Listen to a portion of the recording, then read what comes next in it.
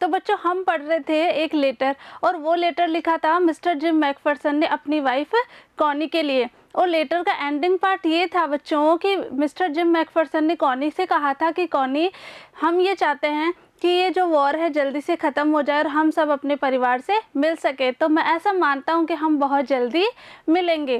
तो आज हम जानेंगे बच्चों कॉनी के बारे में। उससे पहले आपको मैंने कुछ अपोजिट्स दिए थे, एक बार उनके आंसर्स चेक कर लेते हैं कि आपके कितने राइट है और कितने रॉन्ग है। तो एक बार उनके आंसर्स देख लेते हैं। फर्स्ट था बच्चों अपना नाइट। नाइट मीन्स रात।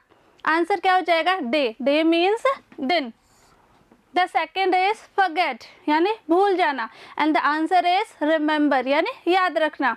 द थर्ड इज बैक यानी पीछे, and answer is front means आगे। फोर्थ इज लॉन्ग यानी लंबा, and answer is short means छोटा। तो चलिए हम आज पढ़ेंगे कॉनी। और कॉनी कौन है? कॉनी है मिस्टर जिम मैकफरसन की वाइफ। तो उसके बारे में जान लेते हैं हम। I folded the letter again and slipped it carefully back into its envelope। लेखक क्या बता रहे हैं?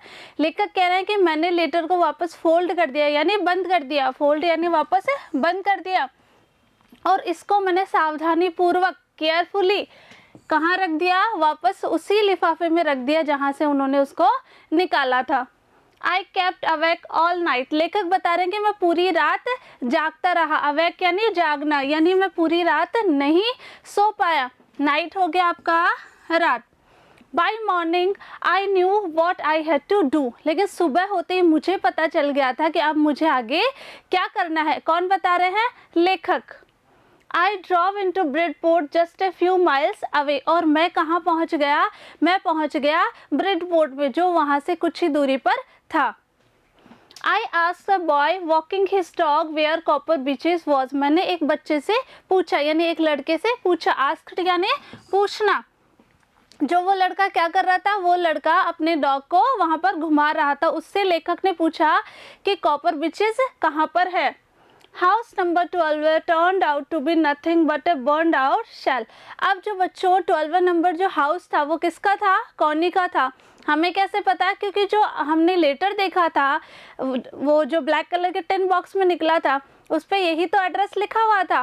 तो जो हाउस नंबर 12 था बच्चों, वो पूरी तरीके से जल चुका था। बर्न आउट शेल यानी पूरी तरीके से जलकर खाक हो चुका था। द रूफ गैपिंग, और उसके छत में गैप आ चुका था। The Windows boarded up. Windows होती है खिड़कियाँ, तो जो खिड़कियाँ थी वो तख्ती से ढकी हुई थी।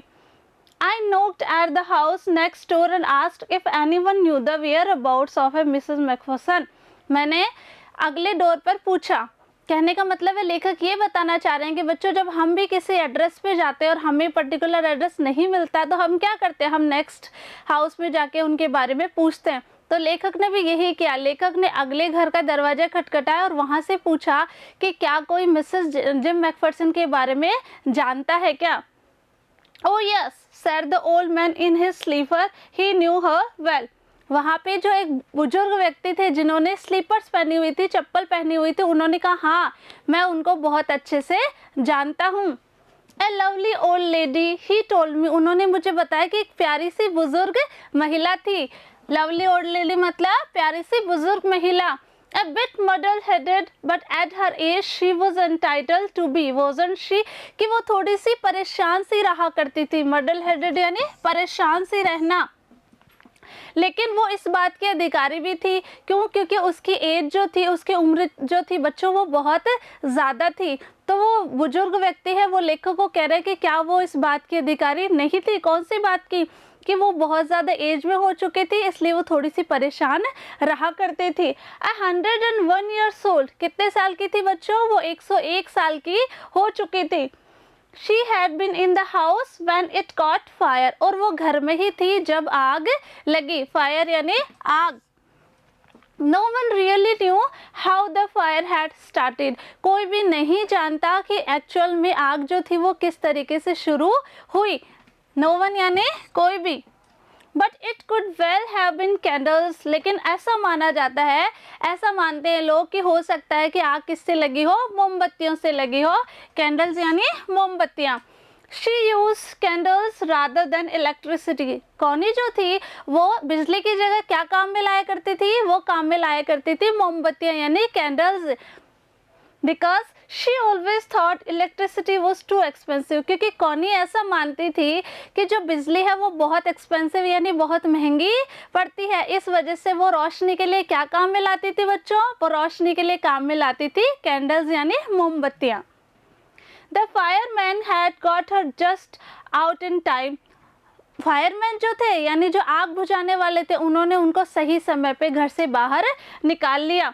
She was in nursing home now he told me. उन्होंने मुझे बताया, किसने, बुजुर्ग व्यक्ति ने लेखक को बताया कि अब वो कहाँ पर है, एक नर्सिंग होम में है।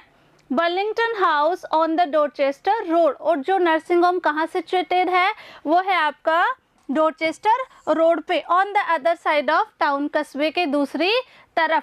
तो आगे के भाग में हम जानेंगे बच्चों कि जो लेखक है वो कॉनी से मिलने नर्सिंग होम में जाते हैं और उनके बीच में क्या क्या कॉन्वर्सेशन होती है। इसके अलावा आज के आपके अपोजिट्स देख लेते हैं।